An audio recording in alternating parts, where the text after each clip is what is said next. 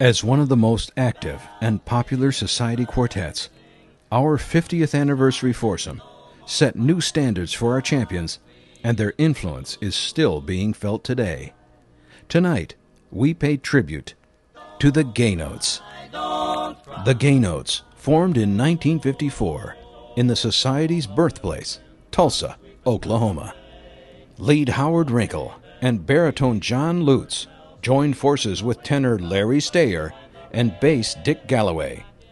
The next year, a talented young bass with a crew cut, Mo Rector, joined the quartet. In their first contest, they placed second, behind Albuquerque's Lads of Enchantment, who would soon win the international gold medals.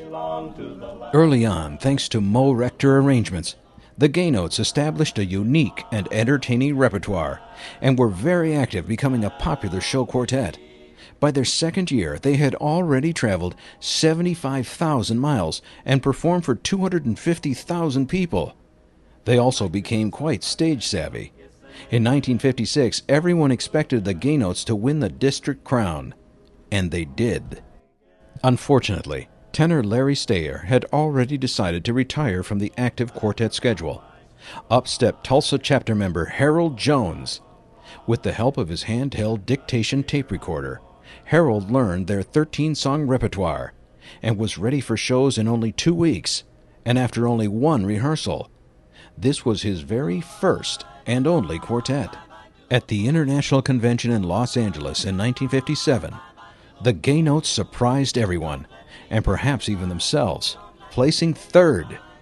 It was there they competed with one of their most popular and trademark songs, Bye Bye Blues. The Gaynotes qualified for the 1958 International and began to prepare for the contest in earnest. An aggressive practice schedule played a major role. Although they had been performing once or twice a week over the previous few years, in the 4 months prior to the contest, they met almost every night. They had outstanding coaching from Sweet Adeline champion and arranger Nancy Bergman and Society field representative Floyd Connett. They soon had a new confidence, a much fuller sound, and a new stance. This unique stance soon became a Gaynotes trademark. The quartet drove the 967 miles from Tulsa to the 1958 International in Columbus, Ohio. Along for the ride was a new barbershopper and 16-year-old Gaynotes fan named Brian Beck. The June contest was held at the Columbus, Ohio's Veterans Memorial Auditorium, and the Gaynotes sang Sunny Side Up, I Wish I Had a Girl, Last Night on the Back Porch, Can't You Hear Me Calling Caroline, You Brought Ireland Right Over to Me, and All American Girl. Harold was 32, Howard 31, John 37, and Mo only 24. They outsang 4 future champs to win the gold medals by about 300 points in only their second international contest. They continued their active show schedule with an average of 2 major shows a month. Neither rain, sleet, or snow kept them from performing.